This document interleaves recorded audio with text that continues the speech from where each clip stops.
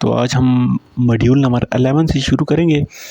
तो module number 11 में हमारे पास है interchanging the limit and integration. तो यहाँ पे हमारे पास क्वेश्चन है जी, अगर हमारे पास एक ही सीक्वेंस ऑफ फंक्शन के ऊपर लिमिट और इंटीग्रेशन दोनों अप्लाई हो रही हों, तो क्या हम लिमिट और इंटीग्रेशन को आपस में इंटरचेंज कर सकते हैं या नहीं। यानी पहले लिमिट और बाद में इंटीग्रेशन, या पहले इंटीग्रेशन बाद में लिमिट, क्या ये हम कर सकते हैं या नहीं कर सकते। ठीक है, तो पीछे आने पड़ा है कि ये इन जनरल तो हम इसको नहीं कर सकते। तो यहाँ पे हम इसको देखते हैं। Suppose that function f n converge uniformly to f n sequence आपका जो फंक्शन है ये आपके पास यूनिफॉर्मली कन्वर्जेंट फंक्शन है एफ को सेट एस के ऊपर, और सेट एस आपका ए बी क्लोज इंटरवल है। तो assume that f and f n are integrable on A b. F n और एफ जो है वो आपके पास ए बी क्लोज इंटरवल के ऊपर इंटीग्रेबल है। तो फिर क्या होगा,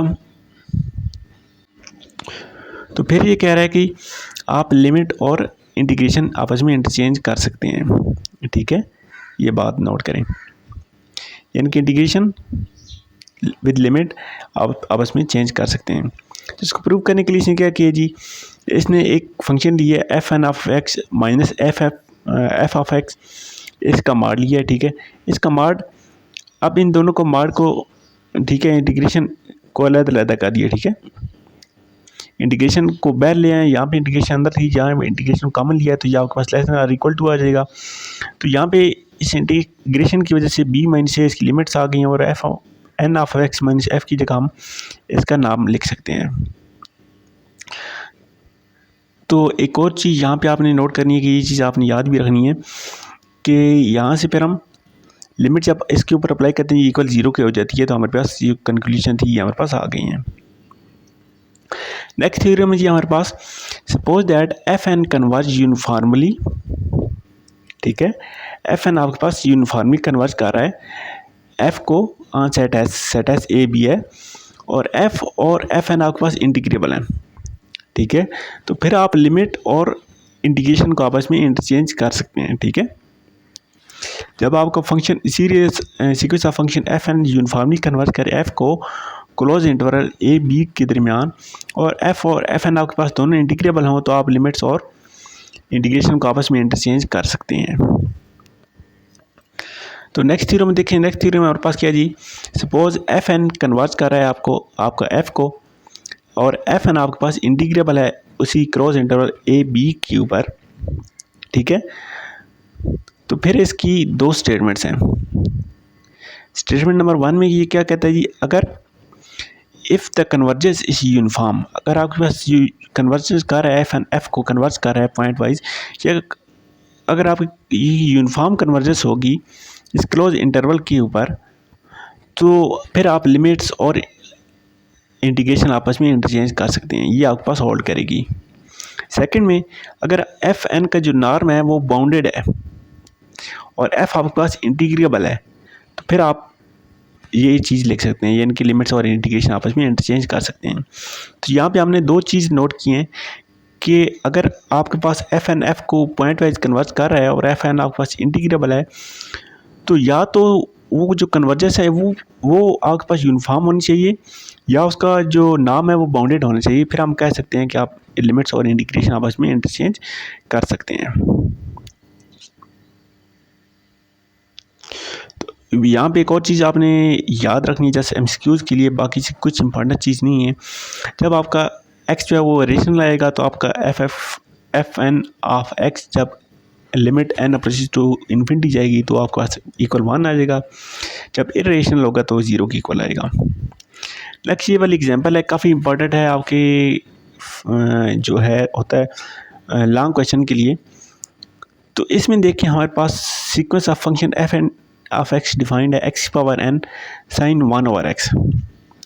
ठीक है, तो ये क्या कह रहे हैं, the sequence of function converge f n converge uniformly, ये आपके पास यूनिफॉर्मली कन्वर्ज कर रहा है एफ को जो इक्वल है 0 के क्लोज इंटरवल R1 और R2 के ऊपर, और ये क्लोज इंटरवल आपका 0 और 1 के दरमियान एग्जिस्ट कर रहा है। ठीक है, कंपैक्ट सेट 0 और 1 के यानी कि दरमियान। तो इस एफ एन ऑफ एक्स का डेरिवेटिव लिया है, तो डेरिवेटिव इसका कैसे लिया है इसने, मैं आपको डेरिवेटिव लेके दिखाता हूँ। यहाँ पे ये पहला फंक्शन है, दूसरा फंक्शन है, प्रोडक्ट रूल लगेगा। सबसे पहले तो इसने क्या किया जी, एक्स एन के ऊपर इंटीग्रेशन डेरिवेशन अप्लाई की है। तो पावर शुरू में एक्स की पावर n माइनस वन आ गई और sine 1 over x power n minus one, ये ऐसी आ गई। आगे प्लस होता है ना, तो यहाँ से अब सेकंड वाली टर्म में आपको इंटीग्रेट करके बताऊंगा। तो यहाँ पास क्या, अब एक्स की पावर n आपके पास ऐसी ही आ गई, ठीक है। तो साइन एक्स की power 1 over x minus n minus one का आपका डेरिवेटिव आ जाएगा cos 1 ओवर एक्स की पावर n माइनस वन, और साथ में d by D of x आ जाएगा 1 ओवर एक्स की power n minus one,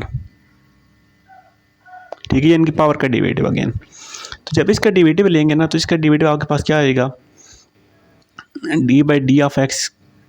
again मैं आपको लिखता हूँ, जस्ट मैं आप पावर का डेरिवेटिव लिखूँगा, d by D of x. तो ये हमारे पास क्या था, x 1 ओवर एक्स की पावर n माइनस वन, ये चीज़ ही। तो इसको हम लिख सकते हैं d by D of x, x की पावर जब ऊपर जाएगी तो ये बन जाएगी 1 माइनस n, ठीक है। तो जब इसका डेरिवेटिव लेंगे तो हमारे पास ये बन जाएगी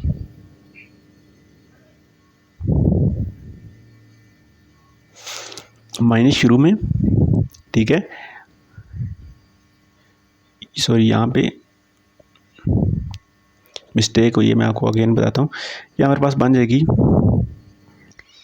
माइनस n माइनस वन, ये चीज़ बनेगी। तो जब इसके डेरिवेटिव लेंगे तो पावर शुरू में आ जाएगी, ये यानी कि माइनस n माइनस वन शुरू में आ गई है, और x की पावर फिर इसका डेरिवेटिव आपके पास 1 आ गया।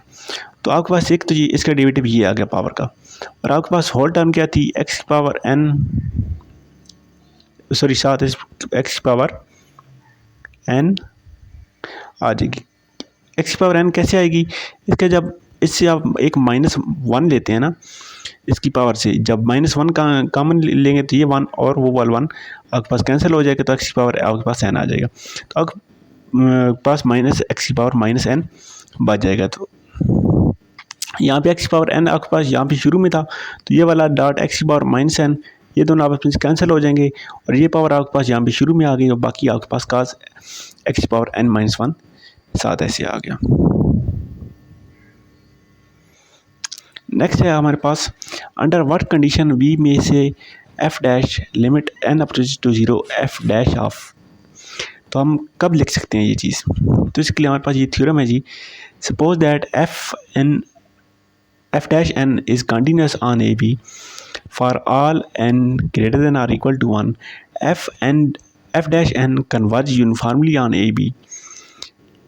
Suppose also that f and x not converge for some x in a b, ठीक है।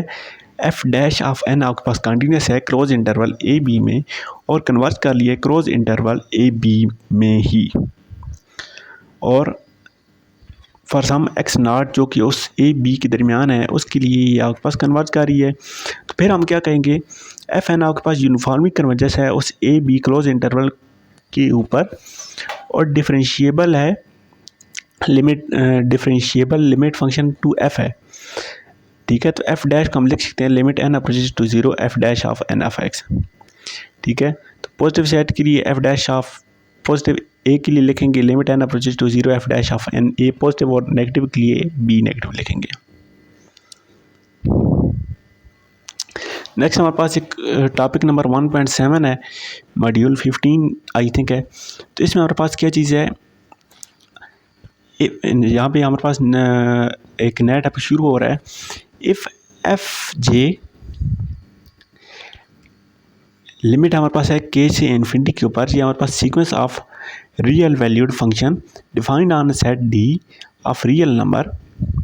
रियल वैल्यूड फंक्शन का क्या मतलब है कि आपके पास रियल नंबर के ऊपर ही जा रहा है फंक्शन, ठीक है।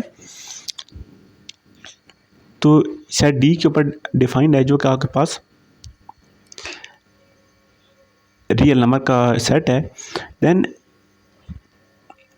हमारे पास क्या चीज़ है जी, ये sigma j equal to k to infinity is an infinite series. तो इसको हम सीरीज लिख सकते हैं, और इसका सम जब लिखेंगे the partial sum of j equal k to infinity, तो इसका सम को हम इस तरह लिख सकते हैं। ठीक है, जस्ट आपने ये चीज़ यहाँ से नोट करनी है। तो यहाँ पे आगे क्या कहता है, if f n k to infinity converge pointwise to f, ये अगर आपके पास पॉइंट वाइज कन्वर्ज करती है एक सबसेट एस में जो डी का है, तो हम कहेंगे ये आपके पास कन्वर्ज कर रही है pointwise to f on S. तो अगर ये यूनिफॉर्मली कन्वर्जेंस कर रही है एफ एन, तो हम कहेंगे ये आपके पास यूनिफॉर्मली कन्वर्जेंस है। सिंपली अगर मैं आपको बताऊं तो इसका ये मतलब है कि अगर आपके पास एफ जे एक सीरीज़ है, एफ जे के से इन्फिनिटी के ऊपर, और इसका सम है हमारे पास एफ ऑफ जे, तो अगर ये सम जो है ये अगर आपके पास पॉइंट वाइज कन्वर्ज कर रहा है, तो हम कहेंगे ये भी आपके पास पॉइंट वाइज कन्वर्ज कर रही है। अगर ये सम आपके पास यूनिफॉर्म कन्वर्जेंस कर रहा है, तो हम कहेंगे ये सीरीज भी आपके पास यूनिफॉर्म कन्वर्जेंस कर रही है। तो इस थ्योरम का बेसिकली मतलब यही है। तो यहाँ तक आपके मॉड्यूल 15 हो गए हैं। नेक्स्ट वीडियो में मॉड्यूल 16 से स्टार्ट करेंगे।